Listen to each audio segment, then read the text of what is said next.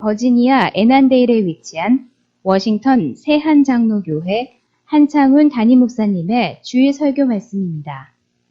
하나님을 더욱 잘 알아가는 은혜의 시간이 되시길 바랍니다. 함께 읽을 성경 말씀은 창세기 47장 7절로 10절에 있는 말씀입니다.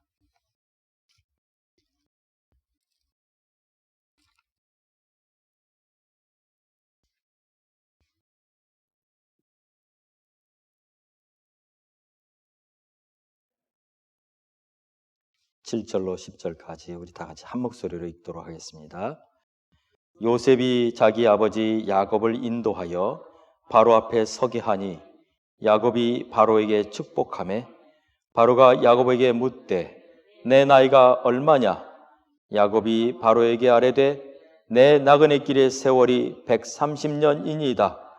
내 나이가 얼마 못되니 우리 조상의 나그네 길의 연주에 미치지 못하나 험악한 세월을 보내었나이다 하고 야곱이 바로에게 축복하고 그 앞에서 나오니라. 아멘.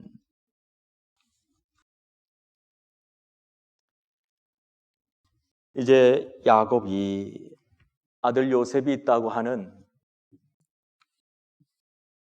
애굽으로 내려옵니다.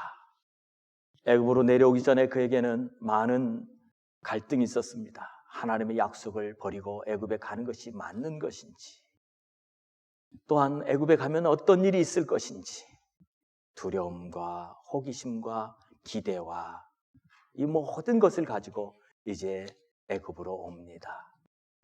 우리 성도님들 가운데 미국에 처음 올 때 어떤 마음으로 미국에 오셨습니까? 기대와 호기심과 또 한편으로는 두려움. 우리 모두에게 아마 그 모든 마음이 다 있었을 겁니다. 한국에서 잘 사셨던 분들은 그것을 떠나서 미국에 온다는 것이 쉬운 일이 아니었을 거고, 또 한국에 가족이 아직도 남아있는 분들에게, 특별히 연로하신 부모님들이 있는 분들은 더더욱 쉽지 않았을 겁니다. 그러나 모두가 다 동일하게 이 미국에 오면 뭔가 우리를 위한 하나님의 계획이 있겠지라는 기대를 가지고 왔을 겁니다.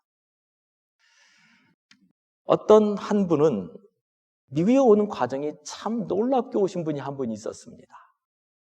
이분은 아주 오래전에 1963년에 미국에 공부하러 오신 목사님이었습니다. 그런데 그때만 해도 가족을 다 데리고 오는 것은 어려웠습니다. 재정적인 부담도 있었고 또 공부를 해야 된다고 하는 어려움 때문에 가족을 부양할 수 없기 때문에 많은 그 유학생들이 혼자 와서 공부하고 빨리 마치고 돌아가는 걸 원했었던 때입니다. 그런데 한국에 남겨진 가족들이 아이들이 4명이나 있었습니다. 18살, 12살, 7살. 그리고 그 와중에 부인은 임신을 했고 유학 중에 부인은 혼자서 아이를 낳아야 했습니다. 그런데 안타깝게도 출산 후 5일 후에 부인은 세상을 떠나고 맙니다. 아무도 부양해 줄 수 없는 가족이 한국에 있고 자기는 혼자 미국에서 공부할 수 없었던 그러한 처지에 있었던 이 목사님이 미국 복지국을 찾아가서 도움을 청합니다. 내 상황이 이러한데 내 부인은 이렇게 아이를 낳고 5일 만에 세상을 떠났고 내 아이가 남겨져 있는데 이 아이들을 내가 미국에 데려올 수만 있다면 좋겠습니다 라고 복지국에 찾아가서 요청을 하죠. 그러자 복지국 직원이 말하죠. 불가능합니다 라고 얘기해요. 그런데 혹시 하나님이 도우시면 가능할 수도 있습니다 라고 하면서 조그마한 명함을 하나 주는 거였어요. 그 명함을 보니까 그 명함에 뭐라고 썼냐면 월퍼 프로덕션이라고 써 있는데 이분이 이걸 잘못 읽어갖고 울프 프로덕션, 무슨 늑대 만드는 곳인가? 라는 생각을 하게 된 거예요. 아니, 미국에서 늑대도 만드나? 그리고 이제 아무 관심 없이 차에 시동을 걸었는데 시동이 잘 안 걸려서 계속 걸다가 생각난 김에 그 명함을 이렇게 보니까 그곳에서 한 15분 정도 떨어진 곳이었어요. 아, 가보자. 그리고는 그 울프 프로덕션이라고 하는 곳을 찾아갔어요. 근데 갔더니 그것은 늑대를 만드는 곳이 아니라 영화 제작소였습니다. 영화 제작소에 가서 두리번두리번 했는데 그 안에 있던 어떤 직원이 왜 왔느냐고 물어보는 거예요. 복주국에서 가라고 그래서 왔습니다. 그랬더니 묻기를 시작하는 거예요. 어느 나라에서 왔느냐? 한국에서. 그 다음에 자기 상황을 다 설명합니다. 지금 아이를 낳은 자기의 부인은 5일 만에 세상을 떠나고 아이들 4명은 혼자 남겨져 있습니다. 그리고 큰아이는 폐결핵에 걸려서 지금 누군가가 도와줘야만 하는 어려운 입장입니다. 그 말을 듣더니 그분이 갑자기 전화기를 불들고 전화를 하는 거예요. 이민 올 사람을 한 명 찾았습니다. 그러면서 그러니까 저쪽에 전화기 수화기 넘어서 물어보는 거예요. 어느 나라에서 오는 거냐? 불쌍하냐? 가난하냐? 그러면서 또 한 가지 물어보기를 못생겼냐? 물어보는 겁니다. 예, 전부 맞습니다. 가난하고 불쌍하고 못생겼고 어렵답니다. 그래, 그러면 데리고 와라. 그 말을 듣고 이 직원이 바로 얘기해 준 거예요. 됐다고, 미국에 올 수 있다고 그러는 거예요. 도대체 이게 무슨 일인가? 그리고 자기 아들은 원래 아들이 미국에 오려고 했지만 폐결핵 때문에 올 수가 없었습니다. 그런 아이를 어떻게 데려오느냐라고 생각하고 있는데 그 직원이 당장에 한국 정부에 전화를 하더니 당시 정일권 국무총리에게 연락을 합니다. 빨리 여권을 만들고 비자를 내주라고. 총리역사관에서 바로 비자를 만들고 이 월퍼 프로덕션에서 비행기 값을 제공해서 이 가족이 오게 됩니다. 놀라운 일인데 그게 알고 보니까 존 F 케네디 대통령의 동생인 로버트 케네디가 당시에 대권 후보로 막 부상하고 있을 때였습니다. 로버트 케네디 대통령도 이민 정책을 통해서 사람들에게 표를 얻었던 것처럼 그 동생 로버트 케네디도 이민 정책을 통해서 표를 모으고 있었습니다. 그래서 그 로버트 케네디가 원했던 게 뭐냐면 이민 올 사람 한 가정을 택해서 영화를 만드는 거였어요. 근데 조건이 있었어요. 아주 불쌍해야 됐고, 가난해야 됐고, 못생겨야 됐어요. 근데 이 조건이 다 맞는 것이었어요. 결국에 이 목사님의 가정이 오게 됩니다. 놀라운 일이죠. 근데 그것을 통해서 하나님은 그분을 북한을 위한 사역자로 만드십니다. 오늘 우리는 어떤 과정을 통해서 이 땅에 왔는지 다 다르지만 하나님의 어떤 그 놀라운 계획 가운데 이곳에 와 있습니다. 물론 그 하나님의 놀라운 계획을 다 아시는 분도 계시지만 아직 하나하나 찾아가는 분도 계실 줄 압니다. 지금 야곱이 아들 요셉을 만나기 위해서 가나안 땅을 떠나 이곳 애굽에 옵니다. 어떤 하나님의 계획이 있어서 왔는지 그들은 모르지만 그러나 하나님의 계획이 하나씩 펼쳐지기 시작합니다. 오늘 본문을 보면 이제 요셉은 형들이 오니까 형들이 있을 거처를 마련해야지요. 그런데 그 거처를 마련하기 위해서 애굽의 왕 바로를 만나도록 합니다. 창세기 47장 2절에 오늘 보면 그의 형들 중 5명을 택하여 바로에게 보이니 라고 나와 있어요.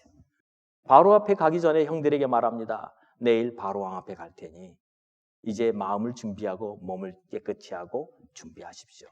그런데 애굽의 요셉의 형제들이 몇 명이에요? 11명이죠. 11명을 다 데리고 가지 않고 딱 5명만 데리고 가는 것은 왜 그럴까요? 애굽 사람들은 히브리 사람들과 약간 숫자의 개념이 다릅니다. 성경에는 제일 우리가 많이 사용하는 숫자가 7 또는 12 또는 40 또는 70 이런 숫자들이 성경에서는 아주 중요한 숫자로 우리는 알고 있습니다. 그런데 애굽 사람들은 그 사람들의 이 숫자는 5와 10입니다. 한 손가락을 펴서 손가락을 다 세면 5가 되고 5가 넘어가면 두 손가락을 펴가지고 10이 되는 오진법과 십진법을 사용하고 있었습니다. 형님들을 다 데려오면 12명입니다. 근데 이 히브리 사람들의 숫자와 애굽 사람들의 숫자는 다르기 때문에 애굽 사람들이 좋아하는 숫자인 5로 정하고 5명을 데려왔을 것이라고 하는 그런 추측들이 있습니다. 여간이 다 데려오지는 않았다는 거죠. 왜요? 지금 그들이 원하는 건 좋은 곳을 얻어서 그곳에 정착하는 것이었습니다. 바로의 마음을 움직여야만 했기 때문이죠. 그리고 또 한 가지는 형님들에게 이제 이렇게 대답하라고 합니다. 창세기 46장 33절로 34절에 보면 이런 말이 있습니다. 바로가 당신들을 불러서 너희의 직업이 무엇이냐 묻거든 당신들은 이르기를 우리 종들은 어렸을 때부터 지금까지 목축하는 자들이 온대라고 해서 우리는 목자라고 목축하는 사람들이라고 말하라고 합니다. 왜 그렇습니까? 그것은 이 히브리 사람들이 가지고 있는 그 독특함이 이 애굽 사람들한테는 별로 좋은 것이 아니었어요.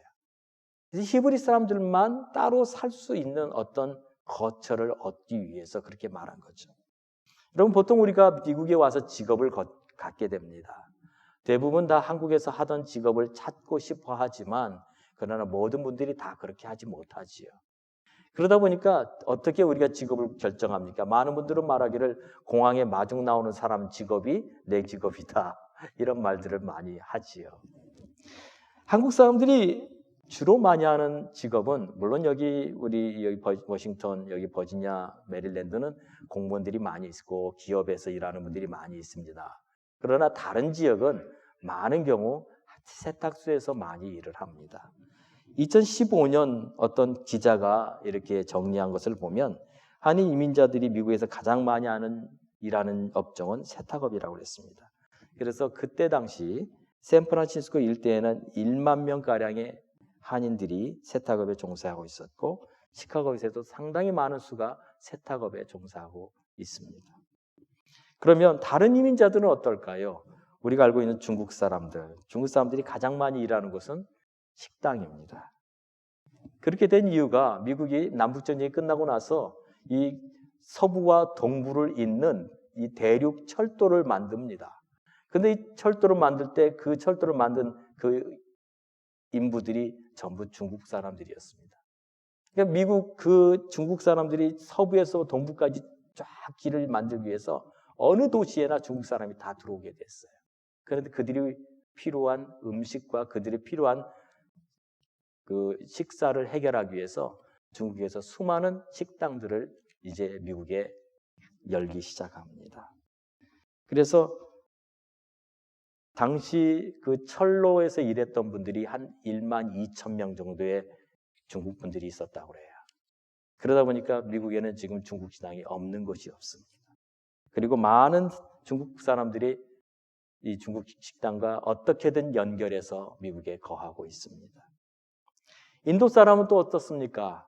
조그만 우리 그 어느 도시든지 가보면 그 컴포트인이나 슬립인 같은 그런 저가 모텔들이 많이 있습니다. 이 인도 사람들이 미국에 1970년대에 대거 들어오기 시작했는데 그 사람들이 들어오면서 이 사람들은 여러 사람이 돈을 모아서 이 호텔 하나씩을 인수했답니다. 그래가지고 그 사람들은 집을 사지 않고 호텔을 여러 가정이 사가지고 그곳에 살면서 그곳에서 일하면서 집과 일터를 함께 해결했다고 해요. 그러다가 돈이 좀 모아지면 그 모텔을 다른 이민자에게 팔고 자기들은 조금 더 고가 가치가 있는 모텔로 옮겨가면서 그래서 지금 미국 그 조그마한 도시들을 가보면 이런 호텔, 특별히 그 초이스 호텔 인터내셔널이 갖고 있는 한 2,100개의 그 호텔 중에 절반 정도가 이 인도 사람들이 소유하고 있다고 합니다. 베트남 사람들은 또 뭘까요? 베트남 사람들은 네일 업계에서 그렇게 많이 일을 한다고 합니다. 기록을 보니까 이 미국에 이민 온 베트남 사람들 중에 초기 이민자들에게 어떤 분이 미용 학원을 열어서 이분들이 생업을 미용으로 이 네일 업계에서 할 수 있도록 그렇게 도와줬던 적이 있었습니다. 그래서 지금 보면은 캘리포니아에서는 이 그 네일 업계의 한 80% 종사자가 베트남 사람들이라고 합니다. 또 미국 전체에서도 보면 한 40% 이상이 베트남 사람들이라고 합니다. 재미있죠? 캄보디아 사람들은 또 뭘까요? 캄보디아 사람들은 캘리포니아에 있는 도넛 가게의 80%를 차지하고 있다고 합니다.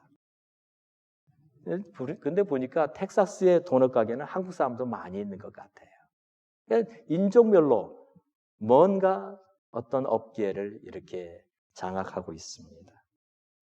요셉의 형들이 택한 직업은 목축이었습니다. 그래서 그들은 바로왕 앞에 가기 전에 이제 요셉이 가르쳐 줍니다. 목축업이라고 이야기를 해야 합니다. 창세기 47장 3절에 보면 바로가 요셉의 형들에게 묻되 너희 생업이 무엇이냐? 그들이 바로에게 대답하되 종들은 목자이온데 우리와 선조가 다 그러하니이다.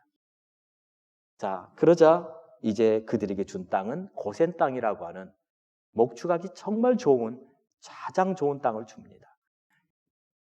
요셉의 요청대로 이 히브리 사람들과 애굽 사람들은 섞이지 않게 됩니다. 그런데 거기서 그치는 게 아닙니다. 요셉은 형들에게 이런 말도 하게 합니다. 47장 4절에 보면 그들이 또 바로에게 고하되 가나안 땅에 기근이 심하여 종들의 양떼를 칠 곳이 없기로 종들이 이곳에 거류하고자 왔사오니 원하건대 종들로 고센 땅에 살게 하소서라고 바로왕에게 말하라고 해요. 여기서 거류하고자 왔사오니라는 말은 잠시 머물기를 원한다라는 말이에요. 평생 이곳에 우리가 영원히 살기 위해서 온 것이 아니라 우린 잠시 머물겠습니다 라고 말을 하라는 것이죠. 이것은 분명히 그들 안에 이 요셉과 그리고 특별히 야곱이 자기의 자녀들에게 이야기했겠지요. 우리는 이곳에 영원히 살지 않는다. 우리가 돌아갈 고향이 있다. 가나안 땅, 약속의 땅, 우리는 언젠간 돌아갈 것이다 라고 자녀들에게 이야기했을 것 같습니다. 마찬가지로 우리 성도들도 이 땅에 살고 있지만 이 땅에 우리 영원히 사는 것이 아닙니다. 우린 돌아갈 본향이 있습니다. 주님 계신 저 천국이 우리의 돌아갈 본향입니다. 바로는 요셉의 형들에게 축복합니다. 그리고 목축하기에 좋은 고센 땅을 줍니다. 그런데 바로는 땅만 준 게 아니에요.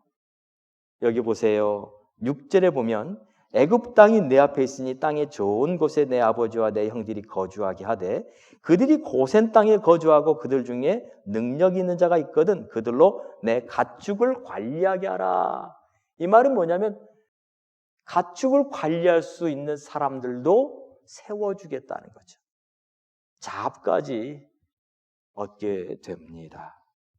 이번에 한미 양국 정상회담을 했습니다. 그리고 바이든 대통령이 삼성으로 하여금 19조 원을 투자하도록 했습니다. 미국 달러로 170억 달러라고 합니다. 대한민국이 잘한 건지 미국이 잘한 건지 잘 모르겠습니다. 둘 다 잘했겠지요. 애굽에 온 건 축복이었어요. 애굽에 와야 할지 오지 말아야 될지 염려했던 그 마음을 하나님이 아시고 모든 것을 다 준비하고 기다리고 계셨던 것입니다. 기근으로부터 벗어나게 됐습니다. 그리고 편안한 안식처를 얻게 해주었습니다. 그리고 무엇보다도 그렇게 만나고 싶어 했던 요셉을 만나게 되지요. 오늘 우리는 이 본문을 통해서 두 가지를 생각해 보게 됩니다. 하나는 진정한 축복은 어떤 것인지, 두 번째는 믿음의 사람이 축복에 대한 어떻게 우리의 태도를 정하고 살아갈 것인지, 이 두 가지 축복에 대해서 한번 오늘 말씀을 보겠습니다. 첫째는 하나님은 축복하는 자를 축복하시는 하나님이라는 사실입니다. 7절에 보면 요셉이 자기 아버지 야곱을 인도하여 바로 앞에 서게 하니 야곱이 바로에게 축복하매라고 성경은 기록하고 있습니다. 여러분 보십시오. 야곱이 바로로부터 얻었던 건 고센 땅이라고는 좋은 땅을 얻게 됩니다. 그리고 모든 곡식을 얻게 됩니다. 축복을 얻게 돼요. 그런데 야곱은 단지 축복을 얻기만 한 것이 아니라 그 축복해준 그 바로를 다시 축복해 줍니다. 여러분 이건 놀라운 일이에요. 바로는 한 제국을 통치하는 통치자입니다. 그런데 그 통치자가 축복을 받는다고요? 당시 고대 근동에서는 이런 일이 없었습니다. 상하 관계가 분명했습니다. 그래서 위에 있는 사람은 아래에게 주는 것이고 아래에 있는 사람은 받기만 하는 거였어요. 그런데 지금 바로는 자기보다 아래에 있다고 생각했던 야곱에게 축복을 받습니다. 이 놀라운 일이 그냥 이루어질 수 없는 일이라는 것이죠. 이것을 통해서 하나님은 야곱에게 분명하게 깨닫게 해줍니다. 이것은 하나님의 약속의 성취일 뿐만 아니라 하나님이 그들에게 주셨던 그 아브라함을 통해서 주셨던 약속이 지금 이루어지고 있는 것을 보게 해주는 거예요. 창세기 12장 3절에 보면 하나님이 아브라함에게 축복할 때 이렇게 축복합니다. 너를 축복하는 자에게는 내가 복을 내리고 너를 저주하는 자에게는 내가 저주하리니 땅의 모든 족속이 너로 말미암아 복을 얻을 것이라. 이 약속의 말씀이 지금 이루어지고 있는 거예요. 아브라함과 그의 후손 야곱을 축복하고 있습니다. 누가요? 바로가요. 그런데 성경은 분명하게 너를 축복하는 자에게는 내가 복을 내린다라고 성경은 기록하고 있어요. 바로는 야곱과 그의 아들들을 축복함으로 하나님의 복을 받게 된 최초의 이방인이에요. 여러분, 축복하는 자들을 하나님이 축복하신다는 사실을 우리는 기억해야만 합니다. 여러분, 축복하십시오. 축복은 내가 주는 게 아니에요. 하나님이 주는 거예요. 그런데 하나님은 내가 축복하는 그 사람에게 축복하는 것뿐만 아니라 축복하는 나에게도 축복을 준다는 사실이죠. 얼마나 놀랐습니까? 이게 축복의 비밀이에요. 우리 사랑하는 성도 여러분, 우리가 축복할 때 마음껏 축복해 주십시오. 하나님의 축복을 마음껏 축복해 주십시오. 그런데 여러분, 축복은요, 돈 드는 것도 아니에요. 인색하지 마세요. 축복해 주세요. 바로가 주는 축복이 컸을까요? 하나님이 주는 축복이 컸을까요? 당연히 하나님 주는 축복이 컸을 겁니다. 오늘 우리 성도들은요, 옆에 있는 분들, 늘 우리 옆에 가까이 있는 분들뿐만 아니라 우리 옆에 가까이 있지 않아도 멀리 있는 분들에게도 축복해 주세요. 그러면 그 축복하는 자를 하나님이 축복해 주신다고요.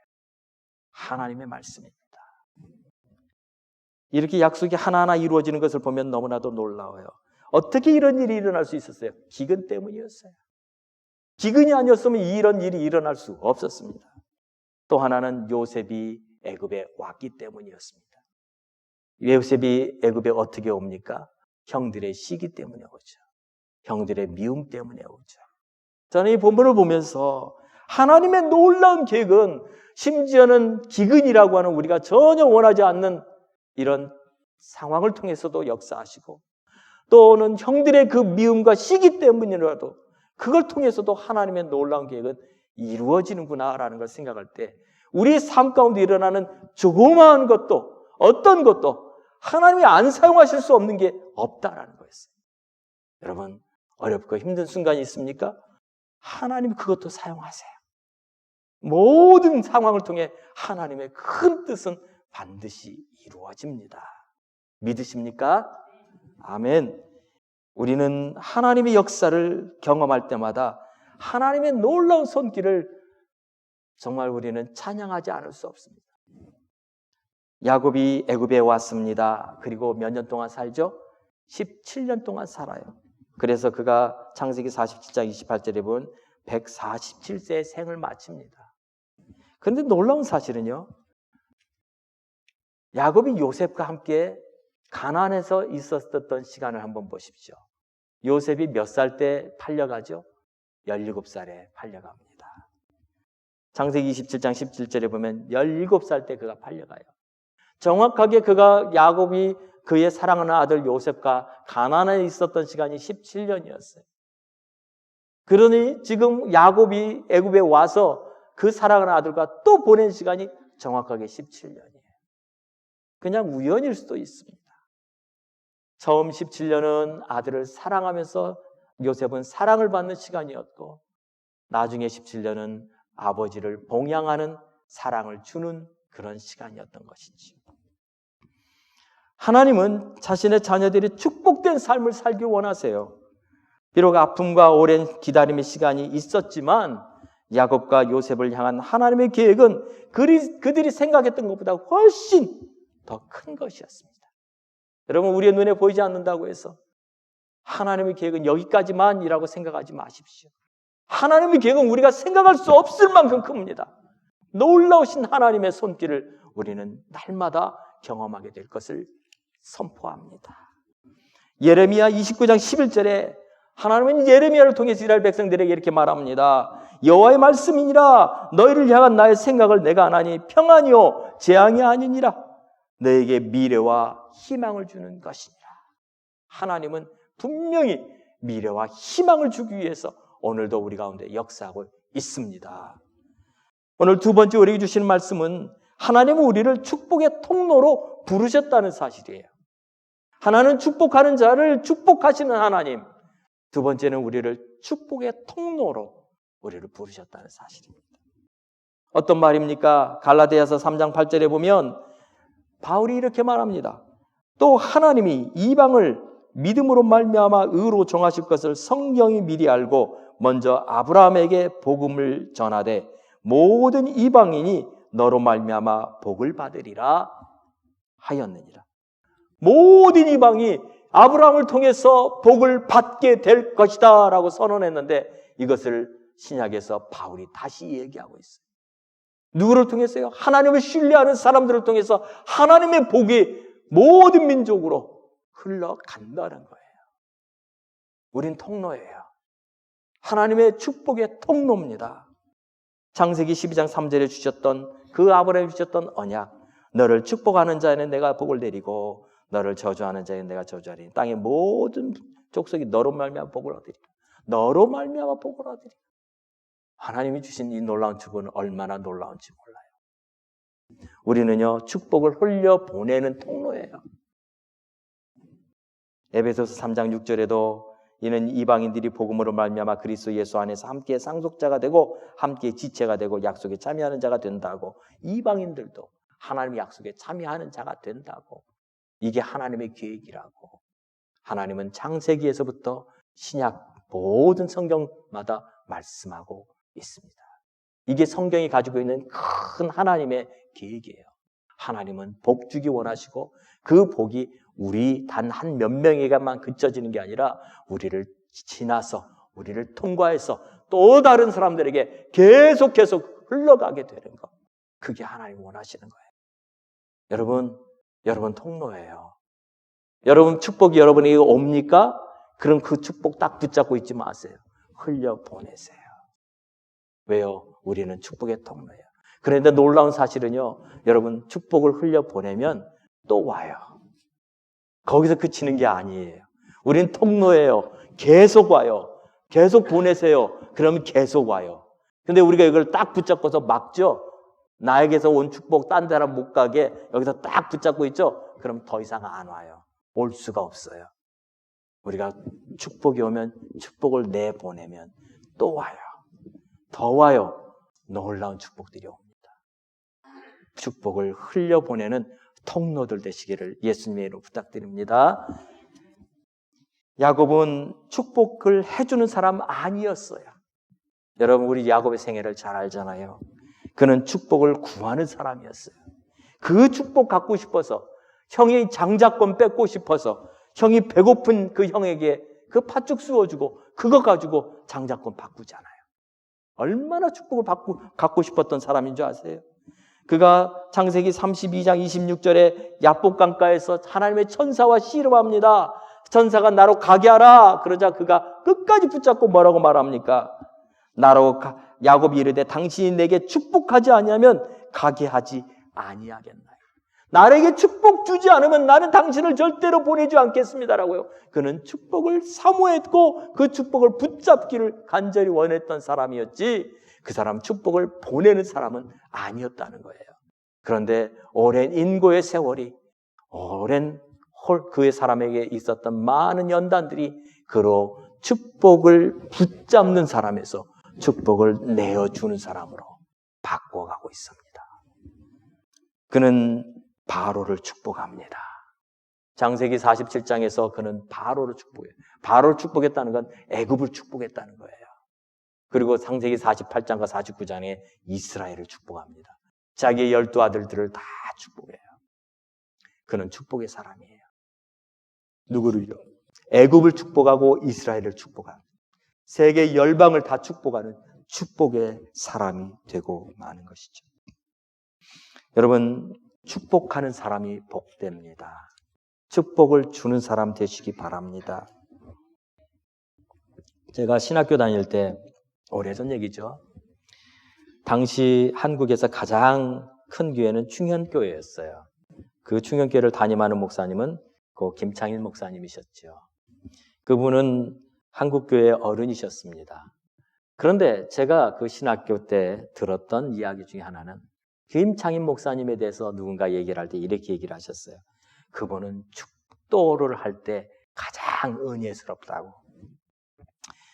그래서 그분의 그 축도를 듣기 위해서 사람들은 그 예배 시간을 기다린다고. 그래서 심지어는 주방에서 봉사하던 집사님들도 예배가 다 끝나는 마지막 축도 시간이 되면 다시 본당으로 들어와서 그 축도를 받고 다시 내려간다. 어떤 축도였길래? 아니요, 평범한 축도였어요. 아주 평범한 축도였어요. 그런데 하나님이 그에게 주신 은혜였던 것이죠. 성도들이 그렇게 생각하게 되었고 그를 사모했습니다. 그 말을 들은 날부터 저는 결심했습니다. 목사에게 주신 은혜 중에 하나는 축도다. 이 축도를 그냥 형식적으로 하는 것이 아니라 정말로 하나님의 축복이 선포되어지고 그 축복이 그 사람들의 삶에 임할 수 있도록 축복하자라는 마음을 제 마음에 주셨어요.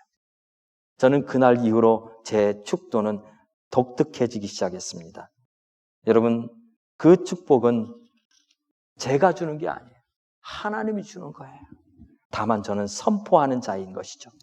그래서 항상 제가 축복할 때마다 이 자리에서 함께 예배드리는 자들뿐만 아니라 그분들의 가정과 산업 그리고 자녀들을 위해서 축복합니다. 저는 어떤 목사님도 그렇게 일일이 축복하는 걸 들어본 적이 없습니다. 하나님이 그 마음을 주셔서 하는 것뿐이에요. 제가 또 늘 빼놓지 않고 하는 것은 헌금 기도입니다. 헌금은 하나님 우리에게 주신 물질이에요. 그런데 이 물질이 하나님이 주셔야만 우리가 드릴 수 있지 않겠어요. 항상 기도할 때 하나님 공급자이신 것을 경험하게 해달라고, 하나님 우리의 물질을 주관하신 분이신 것을 경험하게 해달라고 늘 기도해요. 왜요? 하나님이 공급자이신 것을 인정하면 그럼 달라져요. 우리의 삶이 달라져요. 하나님은 풍성하신 분이에요. 하나님 인색한 분이 아니거든요. 또한 제가 늘 빼놓지 않고 기도하는 것은 새벽마다 여러분들의 이름을 놓고 기도하는 거예요. 한 분 한 분 그분들의 가정에, 그분들의 자녀들에게, 그분들의 직장에 하나님의 손이 함께 달라. 왜요? 제가 할 수 있는, 눈에 보이지 않지만 할 수 있는 것이기 때문에, 그게 하나님 주신 은혜이기 때문에. 여러분에게 주신 은혜가 또 뭡니까? 여러분이 할 수 있는 그 축복은 무엇입니까? 선포하십시오. 축복하십시오. 집사님, 권사님, 장로님, 예수님의 이름으로 축복합니다. 범사가 형통하게 될 것입니다. 지금 어려워도 하나님이 알고 계십니다. 반드시 문이 열릴 것입니다. 축복하시는 여러분의 그 축복을 하나님이 들으세요. 그리고 하나님이 축복하는 자를 축복하십니다. 이 놀라운 역사가 여러분의 삶에 날마다 일어나서 하나님이 하셨습니다 고백하는 우리 모든 성도들 되시길 예수님의 이름으로 부탁드립니다. 우리 다 같이 한번 기도합시다. 이 시간 기도할 때 주님, 우리가 축복의 통로 되게 해주십시오. 우리가 축복하는 자들 되게 해주십시오. 축복을 받는 자가 아니라 축복을 받기도 하지만 그 축복을 흘려보낼 수 있는 믿음의 사람들 되게 해달라고, 축복의 통로 되게 해달라고 이 시간 다 같이 한번 기도하겠습니다. 할렐루야. 살아계신 아버지 하나님, 이 시간 기도합니다. 아버지 하나님, 우리를 축복의 통로로 하나님 부르셨습니다.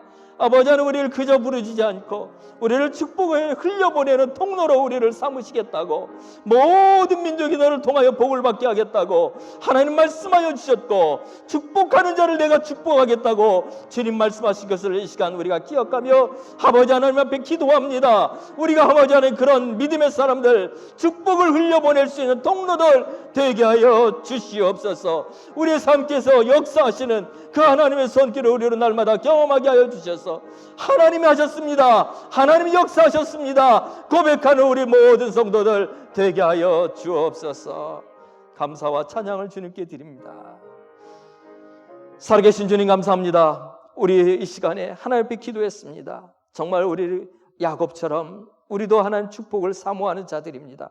그러나 이제는 그 축복을 사모하는 것뿐만 아니라 그 축복을 흘려보낼 수 있는 통로 되기 원합니다. 축복하는 자를 축복하시는 주님의 그 놀라운 은혜를 우리가 경험하게 하여 주시고, 그 축복이 온 땅 열방으로 흘러가게 하여 주옵소서. 예수님의 이름으로 기도하옵나이다. 아멘.